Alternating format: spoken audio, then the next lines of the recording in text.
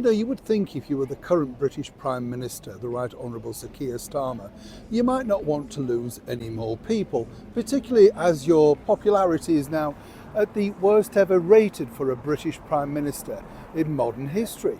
Now, as we all know, he was no fan of the monarchy. He made that very clear in that documentary, which has now come to haunt him ever since becoming a Sir, and more importantly, of course, well, becoming a very important person, sitting alongside His Majesty the King at all these very big events. As I've said to you before, I actually feel sorry for senior members of the British monarchy, because whether they like them or not, they have to be cordial, hospitable, and they're, probably listen to their problems, as of course our late Queen Elizabeth did for many, many years with various prime ministers. And the ones that she got on with, we were very aware of.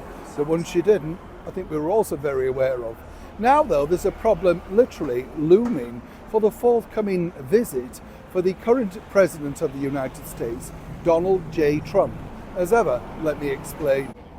Morning, chums. Lovely to see you. Thank you so much as ever for joining me today on a very busy day, as you can imagine, and very busy day politics-wise as well.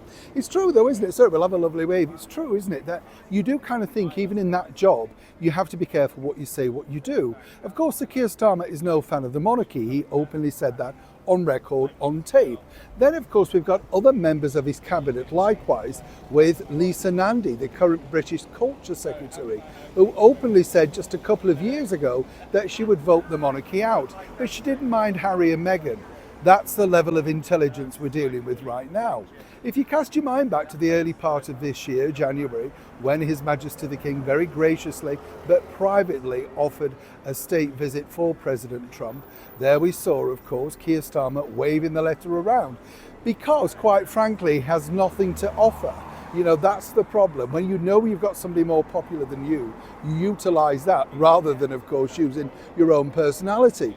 Well, according to sources, he's gone and done it again. You see, the idea was that the President Trump's visit would have been after an initial soft key meeting, probably up in Balmoral during August, because apparently the president would be visiting his own Aberdeenshire golf resort, which he does on a regular basis, apparently, on private, of course.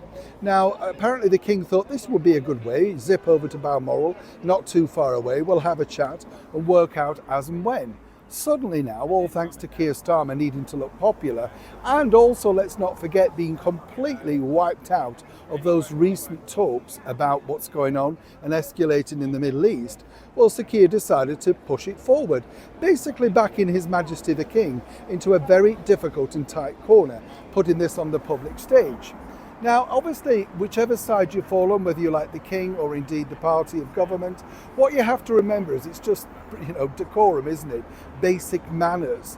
And clearly what we're finding out with Keir Starmer is, as he's now becoming more and more irrelevant to literally even his own party, who are now threatening to, well, shall we say, dislodge him over a recent bill.